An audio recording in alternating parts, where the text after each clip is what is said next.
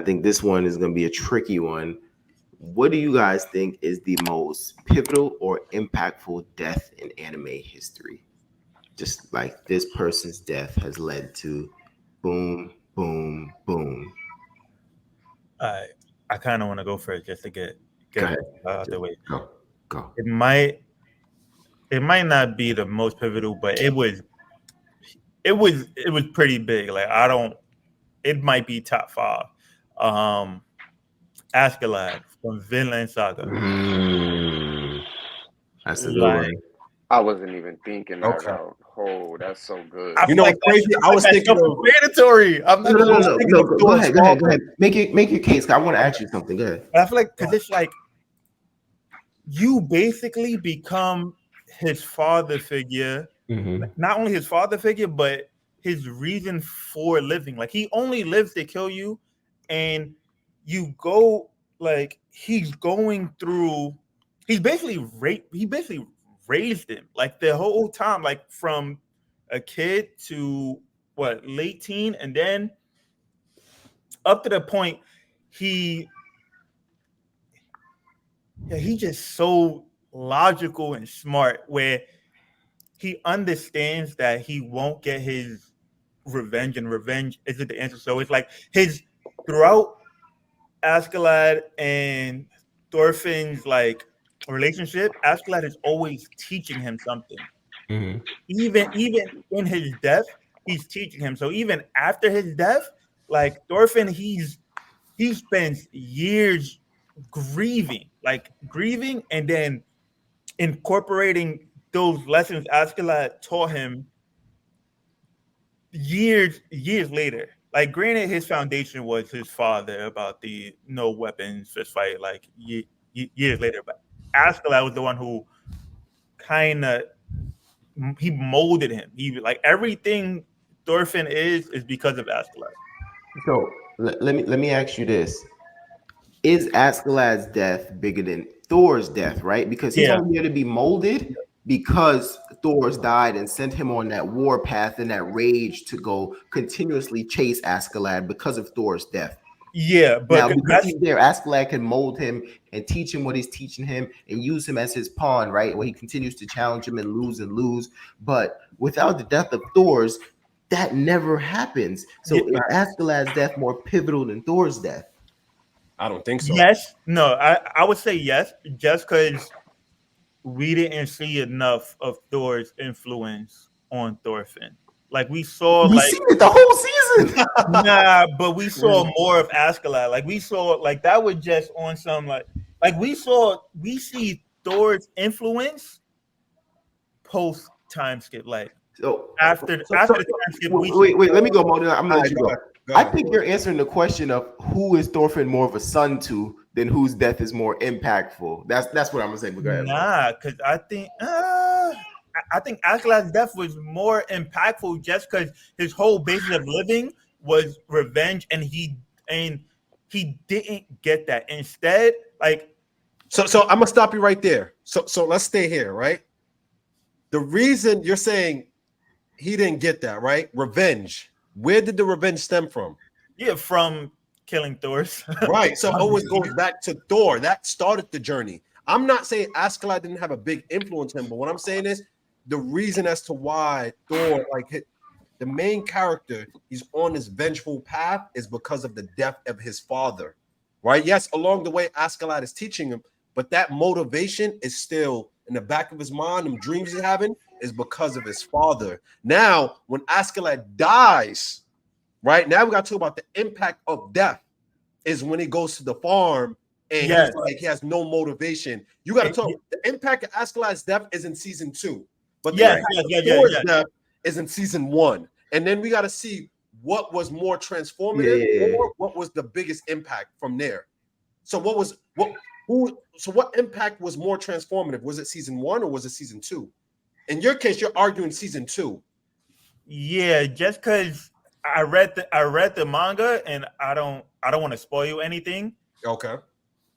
But it like the flashbacks that Thorfinn was having of Askeladd, and every time like during like post time skip, like every time Thorfinn is going through something, he always refers back to Askeladd. He refers back to Thor's only when it comes to like the meaning of like It's like yin and yang. I get it. Like, yeah. when it comes to, So it's like, but yeah. he spent so much time with Askeladd and so focused on Askeladd that every like post time skip, every time he's going through something, every time something happens, he refers to his experiences with Askeladd. Okay. So it's like, granted, I'm not even gonna say the what if, because that's the whole point of the fucking show. I was gonna say what if like Askeladd never kills Thor, but then we don't have a show. But Yeah, that's true. Yeah. Okay. Yeah, that's a good one. That's a good one. I ain't gonna lie, that's definitely a good one. Yeah, that's a good one. Anybody else care to go next? I think you guys may laugh at mine, but I think it makes a lot of sense. All right. Go ahead. Pull the trigger. Go ahead. I'm gonna say Rin Rin. Okay. from Naruto. yeah, Okay. Yeah. Actually, I that's like that a one. really good one. that is a good one. Because That's like really on my list. That's a it's really just good such a one. crazy domino effect, right? You know, like just Obito no longer like believing in the world. You know what I'm saying? Having his vision of like, you know, like because the thing about Naruto, right? The interesting thing is there's very few villains, people who are just bad because they're evil. They just want to be the most powerful. Usually each of them like have a vision of how they believe the world should be, and they're trying to execute on that vision, right? And I think the death of Rin has given Obito his vision and kind of, you know, aligned with Madara's vision. You know what I mean? So it was just such a domino effect. She damn near started that last great ninja war just because of the path that Obito was led on due to the death of Rin. You know, she took that Chidori as well as she could, but I don't know, bro. I think Rin's a sleeper, you know, because she's not super impactful to the story itself, right? Like, there's not great Rin memories, right? But what did her death cause for the rest of the story? Pretty much everything we see. Yeah. The domino effect is crazy, yeah, because it's everything. Now, and my first watch through, it is because my first watch through of Naruto, I was so mad that I was texting my friends that put me on it, and I'm like, why do they make it seem that Obito's motive and drive was Rin's death when it was for a certain point, but it really wasn't. Like, it was the domino just the effect, icing on the cake. It was like it was the cherry on top. You know, it was like Obito's like, okay, I'm done. I'm going so rogue that like you guys are.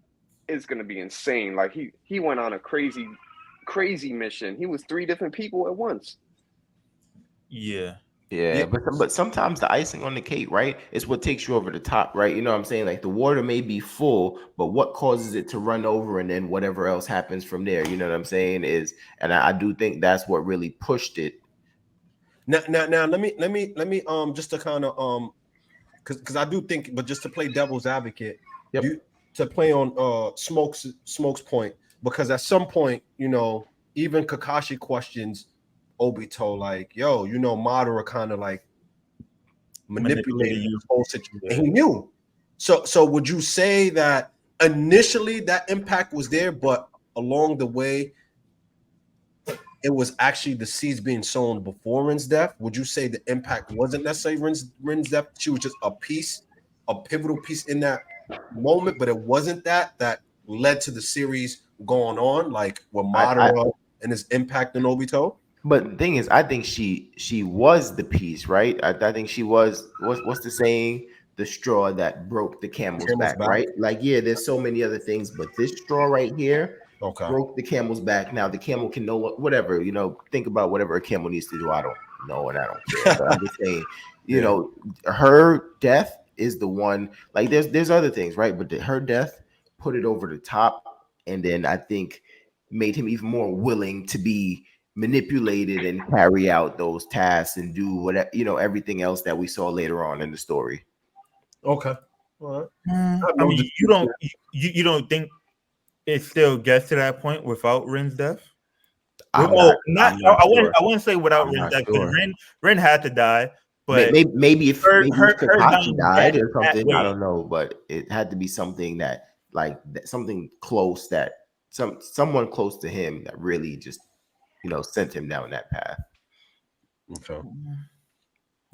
Yeah, so I would say Ren's Fourth. death is pivotal. I mean, she started. What was it? The third or fourth Great Ninja War? What is it? The fourth. Fourth. Yeah, Ren pretty much started that. Okay. All right. All right. Yo, so I guess who one wants to more go? Dragon You Ball want to character. go? I'm about to go with another super right now. I'm about to. Unless Nah, you I am go, about to Smoke, pull it it's up out. to you. No, I'll go.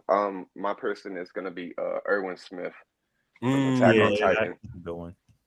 Okay. Because how do I explain this? Like the structure of the show, even itself, like not even the characters, like the Survey Corps, the way the military was run, even just the structure of the whole show, it kind of like, I wouldn't say collapsed, but like the foundation started to break a little bit once he was gone. He was like the mold of everything. Like he was the character that kept everybody in check. And then once he was gone, there was no one. Like Levi kept Aaron in check, and then Erwin kept Levi in check. Like Levi becoming the one to take over, kind of like let the Survey Corps people like not really run loose, but they had more freedom to kind of do what they wanted, which let Mikasa show out a little bit. But it also led to a lot of people dying. Mikasa over Like a Andy. lot of people dying. Like, and then it took a like not a dark turn, but it took a like I would say like a little bit of a reckless turn, because that's when Aaron started to be like, all right, there's no one here to keep me really in check no more. Like Levi's kind of set out on this mission where he wants to smoke Zeke. Hanji's kind of like really the leader of the Survey Corps now for a time being, because Levi's so like, I want Zeke, like Levi would be leading them, and then somebody will mention Zeke and he'll leave everything that they're doing to go 1v1 folks real quick. Like he had that same energy that Hashirama and Madara had when they seen each other. Like, so I don't know. I think his death was real pivotal to the whole story itself, because I mean, Levi had the choice, because Levi had the choice to choose him or Armin, and then choosing Armin was kind of kind have of. a rebuttal or Go like ahead, go ahead. I had one too, but go ahead. it's like I feel like what takes it away from his death is that we know that was Aaron's plan the whole time, kind of. So it's like when we find out that Aaron was kind of in control of almost everything that was going on, it was kind of like that was supposed to happen. Like he wanted that to happen. Like that's what needed to happen in order for him to get to where he wanted to be. So it's like, if Attack on Titan didn't have that twist of Aaron kind of manipulating this, Everything. that, and the third, then I think it'll hit more. But I think being that we know that was kind of supposed to happen, it kind of takes away from it a little bit. But this is my rebuttal back. You know this now after seeing everything. When you were watching it, we didn't know any of this. We didn't know anything of Aaron manipulating everything. So his death was like really meaningful to all of us at the time that it happened. I mean, yeah, you can say that about a lot of deaths, though. Can I ask this though? In real time, in the moment, right? So Levi has the decision to make, and let's say if he chooses Erwin and not Armin, what changes? Like as far as the following events to come. I think a lot changes, bro. I think a lot changes too. Yeah. Of like the Aaron's manipulation, he'd have to, because we know he basically controlled everything that happened, basically from like the time that Grisha became the Titan. That not even when the first Aaron was a Titan, because he knew of Mikasa and Armin. So it's been going on for who knows how long, how many Attack Titan generations. But you think Erwin like stops Aaron from like crashing out and stuff? I think so. I think so because he was the like I said, he was the mold of everything. Once you took him out, things started to fall apart a little bit for Yeah. everybody. Yeah. Okay. I mean, yeah. I think that's a very popular one as well, right? Like, so I'm not shocked to hear you say it. I was just, just wondering because, like, and I guess it might be me knowing the full story, right? That Eren was bound to crash out. You know what I mean? And Mhm. had his ideas of crashing out. That might be why I'm asking that question. But yeah, I think it goes differently in the fact that, like, I think Eren might have still been able to manipulate him. I think it would have been a more structured crash out instead of him having to go so crazy and like having to infiltrate on his own and be like, "Hey, you guys stay back a little bit. I'll send you guys letters." And I think it would have been like like a more joint fleshed out. effort. Yeah, I think he would have got Erwin to get on track with him and everybody on board, and I think Eren would have fucking wiped out everything. The genocide would have happened. Okay. I think that's why that the way that it happened is how I think that's what would have happened. That's why Levi had to choose Armin. And I think Eren knew that too. That's why he was like, I don't really want to do this. That's why I'm gonna let Armin live through the Levi choice. Like, if everything's getting made off of Eren's decisions, Armin had to be the one to get chosen. So the crash out had to be that reckless to be able to, for all of them to come together of the power of friendship to stop Eren. Yeah, I think and I agree. I think Eren was pretty smart. He knew about Eren in season 1. Yeah, he knew about actually like people transforming into Titans. That's why when he goes up to Eren and says, "Who's the enemy?" He already formulated that even in his plan in season 1. So he was a step ahead of people just intellectually. Armin was smart, but I think Erwin was like he was devious. He was willing to be the enemy. He had no fear in his heart. He had no itch in his blood. None of that. He was standing on the wall looking at, I think it was Reiner, transformed right next to him. He just looking at him like, and it seemed like even Reiner in his armor titan form was more spooked than Eren was, and just a human standing there on the wall with him. Yeah. Now, those are all good ones. I definitely want to hear what people have to say in the comments. There were two that I was really heavily considering, but I think the impact of what happened after their death just wasn't enough for me to go that direction. It did. Mo, you gave yours? Now I'm gonna go after he's finished. I'll give him. Oh, my bad, bro. I'm so sorry. I thought you went. So go ahead, because I don't want yours to be one of these people. Oh, one of these people. Oh, you might have said one of them. I'll just go with No, don't just go with. Choose. I'm gonna go with, because to this point I still didn't know who I was gonna go with. Okay. But I'm gonna choose L from Death Note. I'm gonna choose. I have him on my list. I literally have him. Yeah. So that was one of the two people I was gonna mention. But go ahead. I want to hear your. Yeah, I had someone else in mind too. But the reason I'm gonna choose L is because I like that a lot. L, right? That dynamic between him and Light Yagami, especially in that first season, was like, bro, it was dynamic. And then as the series progressed, I'm not gonna lie, he carried season 1, like him tit for tat. And then when he dies, it's kind of like it showed and it propelled the story in a different light. Maybe not for the best because things did slow down, but it also showed how much of an impact he was as a character. Moreover, when he dies, you see two other characters come from the woodworks, Mello and Nier. And Mello and Nier are basically two separate versions of L in their own right. And I feel like it required them to kind of come into the work and kind of, because of the foundation that L laid out and because of the work that he left behind, ultimately they was able to use that to defeat Light Yagami at the end. So once L dies, I think his future is already cemented in him dying, because he ended up getting cocky, and then also it kind of like let Nier and Mello into the picture. And once they kind of worked together, it was over.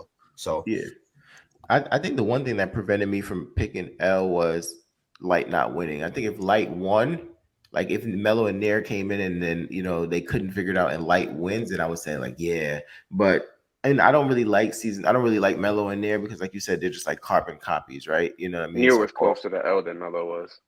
Yeah, but it's supposed to be two, like it's supposed to be like both sides of of L, right? Because remember, like L and Light gets into a full blown fist fight, like crashing out. That's kind of, I feel like that's kind of like more so the mellow side than the Nair side. Near Yes. was the You brains. know what I mean? It was So the it's, brown and the brown and the brains. yeah, so it's like Yes. the two sides. So, but Yeah. I just think, as far as the story's impact, I feel like if Light would have won after L's death, then I would have picked L without a doubt. But Wait, the fact that- why would you have picked L if Light would have died? If L would have died, because then what impact would that have had? No, because it would have meant like the only person who could have actually solved it and took him down was L. So I'm saying if L died and Light won, but the fact that they were able to bring in these other two characters that was able to also bring him down, that's kind of what held me back from picking L. Yeah, for me, I think it's the opposite. I think because Nair and Mello do not win without L dying, because when L dies, he kind of they had his paperwork, his research, right, and then and L suspecting like Yagami and then everything else that comes after. So it kind of, but I get your point though, because it could be because I feel like L eventually was gonna get him caught up, and I feel like they ended up doing what L was gonna do. That's what I'm saying. Like if the outcomes changed once he died, because I do think L was gonna catch Light. It just like it was. You think so? I don't know. I think that last one when he ruptured his confidence, I ain't gonna lie, he had L looking depressed, bro. L was cooked on the rooftop. He was like, "Dang, I thought I had him, and I didn't. It's not true." He had. I ain't gonna lie, he cooked L. I ain't gonna hold you. He had L kind of down and out, and that's when it ultimately kind of led to his death. But no, I definitely see a point for sure. Who's your second one? You had another person. Who was it? I was thinking Kite from Hunter x Hunter, but the only thing is, like I guess we have that Gon moment, smokes P2, but after that, Gon's kind of out of commission, right? So if there was more that came of Gon from that, then I think Kite could have been a good selection. You know what I mean? I agree. But we don't get enough from Gon after the Kite death, right? Other than just the adult Gon. And smokes P2, and then they kind of like two, So that's I get that. The writer's fault for getting sick, dumbass nigga. You said what happened? I said that's the writer's fault for getting sick. But That's crazy. Nah, I ain't gonna lie. I don't know what they they working them to the bone out there, because they be getting sick, and I'll be like, oh man, Gege Akatami's already starting to show signs of. It's their it's literally this, like Quan said, it's their fault. The fact that they can't trust other people to draw for them in their same style. That's true. They don't be trusting a lot of other people, but they all be getting sick, and it's kind of like, what's going on here? Like, I can understand if it's like cases, but it's like a known thing, which is starting to tell me it's more a culture thing and the culture in the profession than anything else too. So they lock themselves in a room for days. Yeah, and they don't feed them until they get a chapter done. That's how it works out there. Every 10 chapters, you get a biscuit. Yeah. No water. Popeye's biscuit. Popeye's biscuit with the water is no crazy. bad. No bad was insane.